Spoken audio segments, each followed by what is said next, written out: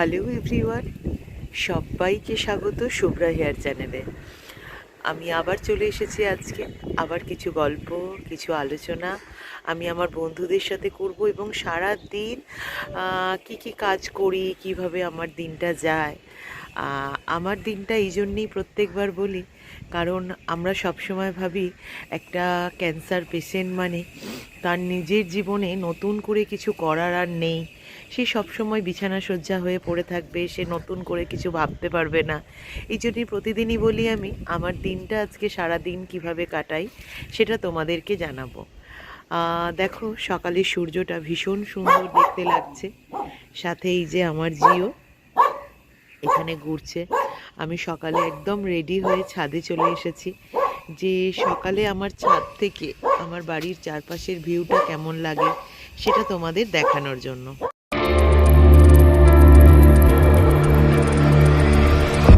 হ্যাঁ, চলো এবার বাবানের ঘুম ভাঙানোর পালা। তাকে তুললাম, এই যে বসে আছে সামনে এক কাপ কফি নিয়ে। এখন বাজে সকাল 8:20। তো এখন কফি খাবে, কফি খাওয়ার পর পড়তে বসবে, কারণ সামনে ফাইনাল এক্সাম।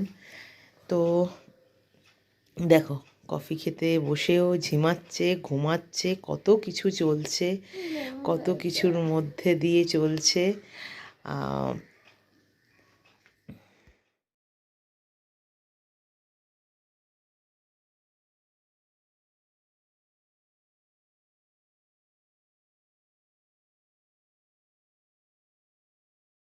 স্নানটা আজকে নিচের ওয়াশরুমে করা হয়েছিল, যার জন্য কোনো রকম বডি ক্রিম উপরে নিচে ছিল না। তো উপরে এলাম, বাবানকে তুললাম। তারপর শীত মানে বুঝতেই পারছি আমাদের প্রত্যেকেরই একটা বডি ক্রিম লাগে। তো বডি ক্রিম হিসাবে আমি ইউজ করি মিল্ক অ্যান্ড হানি, অরিফ্লেমের milk and honey hand body cream. ভীষণ ভালো একটা ক্রিম, এটা আমরা বাচ্চাদেরও ইউজ করাতে পারি। খুব স্কিনটা সফট থাকে, খুব অল্প লাগে, এবং এটা অর্গ্যানিক মিল্ক এবং হানি দিয়ে তৈরি, যেটা আমরা সারা বছর ইউজ করতে পারি। এবং এটা অল্প যখন আমরা স্কিনে ইউজ করি তখন খুব তাড়াতাড়ি স্কিনটা অ্যাবজর্ব করে নেয়। ভীষণ ভালো, আমার তো পছন্দের একটা ক্রিম বলবো।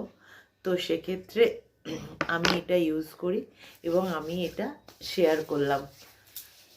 আমার খুব পছন্দের একটা হ্যান্ড বডি ক্রিম, আর শীতকাল উইদাউট বডি ক্রিম ভাবাই যায় না, তাই না? 8 পিস আছে বলে এটা 150-তে আজকে দিতে পারছি, কিন্তু এরপরে আমি 150-তে দিতে পারবো কিনা আমি জানি না, কারণ এটা তো আমাকে কিনতে হয়, কিনে আমাকে এটা পেন্টিং করতে হয়, তখন আমাকে অন্য দাম বলতে হবে। ওকে, তো এরকম কিছু জিনিস দেখালাম।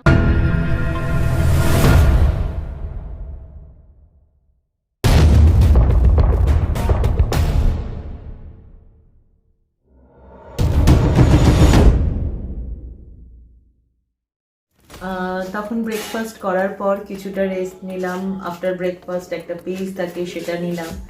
নেওয়ার পর বাবানকে কিছুটা হোমওয়ার্ক করানোর ছিল, সেটা করালাম। করানোর পর কালকে সন্ধ্যাবেলায় বেশ কিছু কাজ করেছি, হাতের কাজ। আমি ওই যে আগের দিন বলেছিলাম তুলির টানে ঘরকন্না, আমার একটা ওই দেখো চলে এসেছে পাশ থেকে উঁকি মারছে, দেখেছো?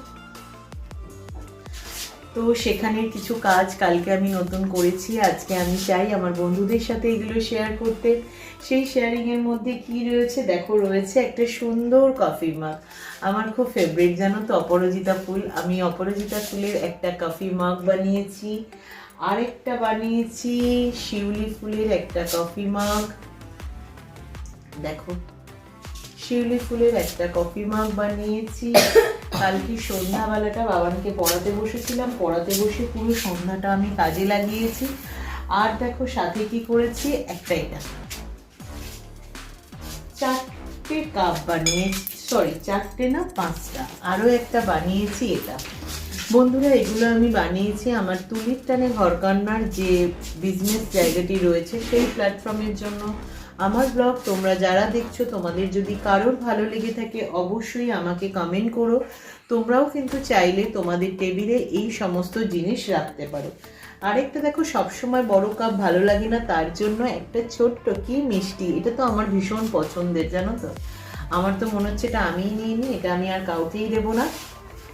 তো এরকম একটা কাপ বানিয়ে ফেলেছি। তো কালকে সন্ধ্যাটা এইভাবে কেটেছে। আজকে তো এখনো বন্ধুদের সাথে গল্প আমার শুরুই হলো না। আমি বলেছিলাম আমার প্রতিটা কেমোর এক একটা করে গল্প আমি আমার বন্ধুদের সাথে শেয়ার করব।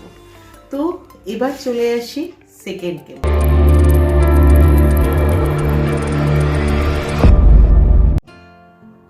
সেকেন্ড কেমো যেমন আমার শরীরের জন্য একটা কষ্টদায়ক জিনিস ছিল, সেকেন্ড কেমো আমাকে অনেক কিছু দিয়েছে। আমার জীবনের একটা মূল্যবান জিনিস আমি এই সেকেন্ড কেমোতে ফিরে পাই। সেকেন্ড কেমোর দিন আমার প্রতিটা কেমো হয়েছে থার্সডে করে। সকালে থার্সডে দিদি এলো এবং বাড়ি থেকে আমরা সবাই মিলে কেমোতে বেরিয়ে গেলাম। যথারীতি সেদিনকে একটু প্রবলেম হয়েছিল, ডক্টরস প্রোটোকল নেওয়া ঠেওয়া, মানে হাজার রকম প্রবলেম, সমস্ত কিছু মিলিয়ে আমরা অবশেষে আমার অ্যাডমিটটা হলো। আমি বেডে গেলাম। বেডে যাওয়ার পর দেখতাম কেমোতে সমস্ত আলাদা যারা পেশেন্ট রয়েছে তারা না ঘুমিয়ে পড়তো, কিন্তু ওই যে যখন চ্যানেলটা করে ব্রাদার্সরা ভীষণ ভালো মেডিকার, খুব গল্প করতো আমার সাথে, ব্রাদার্স সিস্টাররা তারা গল্প করে আমার চ্যানেলটা করে দিত। আমাকে বলতো যে ব্যথা পাচ্ছ দিদি, ব্যথা পাচ্ছ, আর ব্যথা পেলেও তখন মনে হতো যে না ঠিক আছে। তো এই সেকেন্ড কেমোতে আমার চ্যানেল হচ্ছে, এরকম সময় আমি দেখছি যে আমার ছেলে আমাকে ভিডিও কল করেছে, তখন বাজে সম্ভবত 9:30 পৌনে 10টা। ছেলে সকালে উঠে আইসক্রিম খাচ্ছে। তখনকার যে কষ্টটা আমার হচ্ছিল, আমি একটুকু ফিল করেছিলাম যে মা না থাকলে একটা বাচ্চা কতটা রকম নিজের ইচ্ছে মতো চলতে পারে। মানে তখন তো কেউ বলার বা সেভাবে কিছু থাকে না। দিদা ঠাকুমা এরা সবাই আদরের জায়গা, তাদের আদরের জায়গা থেকে তাকে বোঝায়। সেকেন্ড কেমোতে ঠিক আমার কেমোটা স্টার্ট হয়, এরকম সময় একটা ঘটনা আমার মনকে ভীষণভাবে নাড়া দিয়েছিল। আমি তোমাদের কাছে ডেলি ব্লগের থেকেও বেশি করে আমার কেমোর দিনগুলো আমি তোমাদের সাথে গল্প করব। যখন আমার কেমোটা স্টার্ট হলো তখন আমারই ঠিক বেডের সামনাসামনি একটা বেডে বাচ্চাটার খুব বেশি বয়স যদি হয় 8-9 বছর বয়স, বাচ্চাটা ছোটা ভীম কার্টুনটা দেখছে একটা ফোনে, একটা হাতে চিপসের প্যাকেট, তার ব্লাড ক্যান্সার। আমি সেদিনকে কেমোর ব্যথাটা একেবারে বুঝতে পারিনি। আমি সারাক্ষণ অবাক হয়ে সেই বাচ্চাটার দিকে তাকিয়েছিলাম এবং তখন বলছিলাম, ঈশ্বর এটা কি, এটা কি, এটা কি ওর প্রাপ্য? এটুকু বাচ্চা, এটার যন্ত্রণাটা কি সত্যিও নিতে পারে? কেন দিলে ভগবান? তখন আমার বারবার মনে হয়েছিল, ভগবান ওর কষ্টটাও তুমি আমাকে দিয়ে দাও। এরকম আস্তে আস্তে সেকেন্ড কেমোটা শেষ হলো। আমি ওখানকার লাঞ্চ নিতাম না, লাঞ্চ খেতাম না, শুধু মনে হতো বাড়িতে অনেকগুলো মানুষ আমার জন্য বসে রয়েছে। আর আমি যখন কেমো নিতাম দেখতাম দিদি, বাড়ির লোক অবাক হয়ে আমার দিকে তাকিয়ে থাকতো। আমার জানালা মানে দরজার যে কাঁচটা দেওয়া ছিল, বারবার দিদি আসতো, ব্যথাটা কোথায় হচ্ছে, আমি ঠিকঠাক নিতে পারছি নাকি সেটা দেখতো। এই করে সেকেন্ড কেমোটা কমপ্লিট হয়ে গেল। সেকেন্ড কেমো কমপ্লিট হওয়ার পর আমি বাড়িতে এলাম। বাড়িতে আসার সময় একটু কষ্ট হয়েছিল, মানে একটু ড্রাউজি ব্যাপারটা ছিল। তবে যতটা মনে পড়ে সেদিনকে আমার ছেলের শরীরটাও একটু খারাপ ছিল। আমার বাড়িতে ফিরতে ফিরতে প্রায় 3:30 বেজে গেছে। 3:30 ছেলেকে লাঞ্চ করিয়ে আমি খেয়ে ঘুমিয়ে পড়েছিলাম। ঠিক তার পরের দিন, সেকেন্ড কেমোর পরের দিন, যেটা মূল বিষয় ছিল আমার কাছে, কারণ আমি একেবারেই নিম্নবিত্ত ফ্যামিলিতে থাকি। কারণ আমরা সবাই জানি তো ক্যান্সার এমনই একটা রোগ, প্রচুর প্রচুর প্রচুর খরচ সাপেক্ষ। মেডিকেলে আমার ট্রিটমেন্ট চলছে, সেখানেও সব কিছুতে প্রচুর প্রচুর টাকা খরচ। এরকম আমরা অনেক কি বলবো এনজিওর সাথে যোগাযোগ করেছিলাম। অনেক অনেক মানুষেরা আমাকে হাত বাড়িয়ে দিয়েছিল আমার সুস্থতার জন্য। অনেক ফ্রেন্ডরা আমার সাথে একসাথে পায়ে পা মিলিয়ে হেঁটেছে। এখন এখনো স্টিল নাও করে যাচ্ছে। সত্যি সবার কাছে আমি চিরকৃতজ্ঞ। তো এরকমই আমার এক ফ্রেন্ড অপর্ণা, ঠিক সেকেন্ড কেমোর পরের দিনের গল্প বলছি। ও আমাকে দেখতে আসে। আমার বন্ধুরা প্রথম দুদিন একটু ফোন করতে ভয় পেত, কারণ ওই যে কষ্টটা হতো, কষ্টটা ওরা নিতে পারতো না। ওদের খুব কষ্ট হতো যে সুগার এতটা কষ্ট পাচ্ছে। তো সেকেন্ড কেমো পরের দিনকে যখন আমি কষ্ট পাচ্ছি, অপর্ণা আসে আমার বাড়িতে, এসে বলে যে শুভ্রা, এরকম একটা এনজিও আসবে তোমাকে দেখতে। তো আমি ভেবেছি এনজিও হিসাবে আমার কাছে 4 দিদি এলেন, এসে কথা বলছিলেন অনেকক্ষণ। আমি তখনও পর্যন্ত পিঠ সোজাভাবে শুতে পারছি না, প্রচণ্ড কষ্ট। তো দিদিরা আমাকে বললেন যে আমি কি তোমাকে একটা প্রেয়ার দিতে পারি, তোমার যদি ইচ্ছে থাকে তাহলে কিন্তু আমি একটা প্রেয়ার দিতে পারি আমরা তোমাকে। তো আমি বলেছিলাম হ্যাঁ, কেন না, আপনারা দিতে পারেন আমাকে প্রেয়ার। তো খুব সুন্দর সবাই মিলে মঙ্গল দ্বীপে জেলে গানটা সবাই মিলে গাইলো। তারপর দিদির ঠান্ডা হাতটা আমার কপালে স্পর্শ করলো এবং আমাকে প্রেয়ার দিলেন।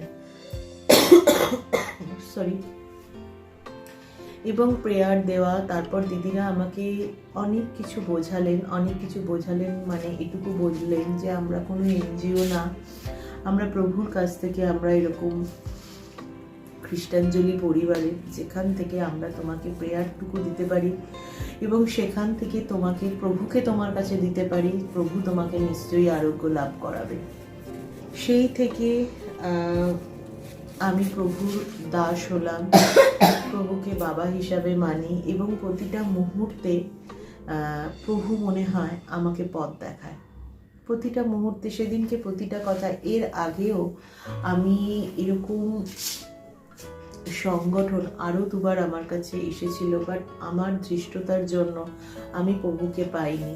বাট আমি প্রভুকে কিভাবে পেলাম, প্রভু আমার সাথে কিভাবে প্রতিটা মুহূর্তে পথ চলে, কিভাবে আমাকে সব কিছুতে গাইড করে, আমি নিশ্চয়ই বলবো। আর এখনো পর্যন্ত বলবো হ্যাঁ, মেডিসিন আমার নিশ্চয়ই চলছে, ডক্টর ট্রিটমেন্ট নিশ্চয়ই চলছে। তারপরেও এরকম একটা রোগ যেখানে জানো তো যে একটা মেন্টালি সাপোর্ট খুব প্রয়োজন, কোনো কিছুতেই যাতে ভেঙে না পড়ে। তো তার জন্য প্রভু আমার সাথে আছে, আমার প্রতিটা বন্ধু আছে, ফ্যামিলি মেম্বার আছে। তোমাদের কাছেও একটা রিকোয়েস্ট করব যে যখন কোনো ক্যান্সার পেশেন্টকে তোমরা দেখবে, প্লিজ তাকে অবজ্ঞা করো না, তাকে এমন কিছু বলো না যে সে সব কিছু থেকে নিজেকে আড়াল করে নেয়, এরকম কিচ্ছু বলো না। দেখবে সেও চায়, কারণ আমরা সবাই জানি এমন একটা রোগ সেটা কিন্তু মৃত্যু পর্যন্ত নিয়ে যেতে পারে বা নিয়ে যায়, কিন্তু আমরা এটুকু ভাবতে পারি যে সে যে কদিন আছে সে কদিন অন্তত হাসিতে খুশিতে কাটাক, তাই না? তো এই ছিল সেকেন্ড কেমো। বৃহস্পতিবার হয়েছিল, শুক্রবার পর্যন্ত কোনো কষ্ট হয়নি, শনিবার কষ্ট শুরু হয় এবং শনিবার যখন কষ্টটা আমার শুরু হয়েছিল, আমার টেম্পারেচার এসে গেছিলো। শনিবার দুপুরে আমি প্রদীপ বানাচ্ছিলাম, টেম্পারেচারটা দুপুর থেকে আসে, রাত 10:30 পর্যন্ত আমার টেম্পারেচার থাকে, কিছুতেই টেম্পারেচার নামছে না। এবং আমাকে শেষে এটাও বলা হয়েছিল যে আমাকে অ্যাডমিট করতে হবে, কিন্তু আমার প্রভুর প্রতি বিশ্বাস ছিল। আমি প্রভুর প্রতি বিশ্বাস রেখে কন্টিনিউয়াসলি শুয়ে প্রে করে গেছি এবং প্রভুকে বলেছি, প্রভু আমাকে তুমি দিশা দেখাও, আমি এই মুহূর্তে অ্যাডমিট হতে চাইছি না। কেন অ্যাডমিট হতে চাইছি না? সবার আগে আমার মনে হয়েছিল অর্থটা। আমেরিকার মতো জায়গায় একটা অ্যাডমিট হওয়া মানে কিন্তু প্রচুর অর্থের ব্যাপার। তো আস্তে আস্তে রাতে আমার জ্বর কমে যায় এবং রবিবার সকাল থেকে হ্যাঁ, ব্যথা কষ্ট অবশ্যই ছিল, রোগের তো একটা কষ্ট থাকবেই, কিন্তু তারপরেও একটা মানসিক শান্তি ছিল। এটা ছিল সেকেন্ড কেমোর জার্নি। আবার আমি কালকে চলে আসবো তোমাদের কাছে থার্ড কেমোর গল্প নিয়ে। তবে বন্ধুরা, যারা যারা শুনছো বা দেখছো আমাকে, অবশ্যই তোমাদের কমেন্টে জানিও। তোমরা যদি কমেন্টে আমার সাথে গল্প করো আমার ভালো লাগবে, আমার মনেই হবে না আমার গণ্ডিটাই 4 দেওয়ালের মধ্যে।